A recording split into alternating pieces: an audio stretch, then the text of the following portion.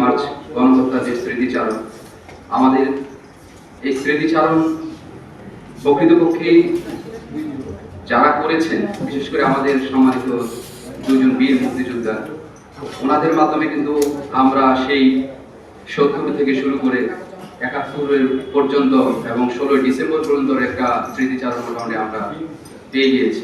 এবং আমাদের যে অন্যান্য সম্মানিত বক্তাগণ বক্তব্য দিয়েছেন, সাংবাদিক ভাই থেকে শুরু করে আমাদের অন্যান্য অফিসার কিন্তু সবাই একই কথাই বলেছেন যে ২৫শে মার্চ ১৯৭১ সালের ২৫শে মার্চ যে রাত ছিল সেটা একটা কালো রাত।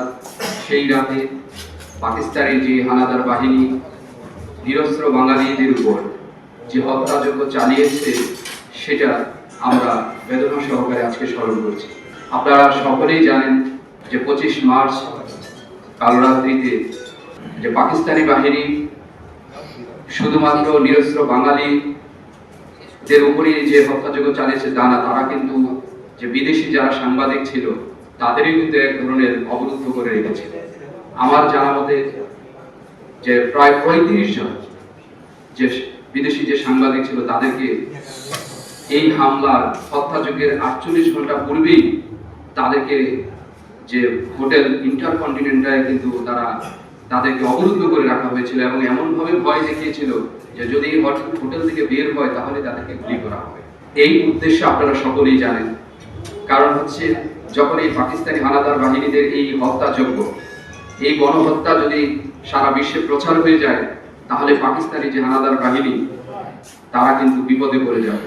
তারা সেই কারণেই কিন্তু তারা আমাদের যে বিদেশি সাংবাদিক যারা ভাইয়েরা ছিলেন তাদেরকে এইভাবে অবরুদ্ধ করে রেখেছিলেন।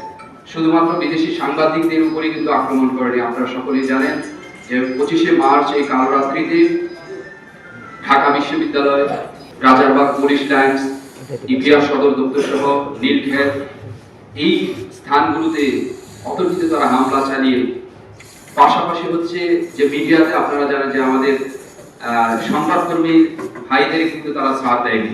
আমি যতটুকু জানি ইত্তেফাক, দৈনিক বাংলা, জাতীয় যে প্রেস ক্লাব এই সবগুলোতে কিন্তু পাকিস্তানি হানাদার বাহিনী হামলা চালিয়েছে, তারা হত্যাযজ্ঞ চালিয়েছে। প্রায় অর্ধ লক্ষ মানুষকে কিন্তু তারা সেদিন রাত্রে এই হত্যাযজ্ঞ চালিয়েছে, যেটা সারা বিশ্বের ইতিহাসে এই ধরনের মনে হয় মানে জঘন্য এই হত্যাযজ্ঞ চালানো হয়নি।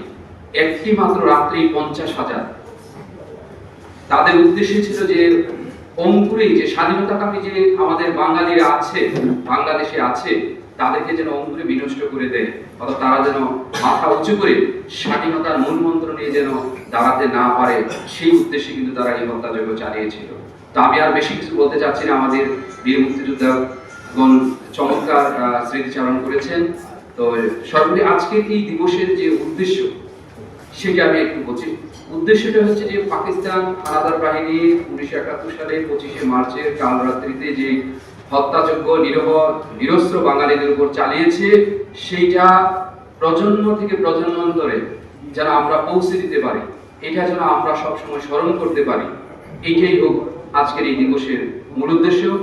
পরিশেষে আমি এই দিবসে শ্রদ্ধা করে স্মরণ করছি ১৯৭১ সালে এই ২৫ মার্চ কালরাত্রিতে যারা শহীদ হয়েছেন, পাশাপাশি আমাদের এই দেশকে বিজয় এনে দেওয়ার ক্ষেত্রে জাতির শ্রেষ্ঠ সন্তান যারা যুদ্ধ করে অকাতরে জীবন বিলিয়ে দিয়েছেন তাদেরকেও আমি শ্রদ্ধা করে স্মরণ করছি। এবং আজকের এই দিনে আমাদের যারা আহত এবং আল্লাহ পাক যাদেরকে বাঁচিয়ে রেখেছেন এই সম্মানিত বীর মুক্তিযোদ্ধাদের সুস্থতা দীর্ঘায়ু কামনা করে এখানে আজকের আলোচনা সভার সমাপ্তি ঘোষণা করছি।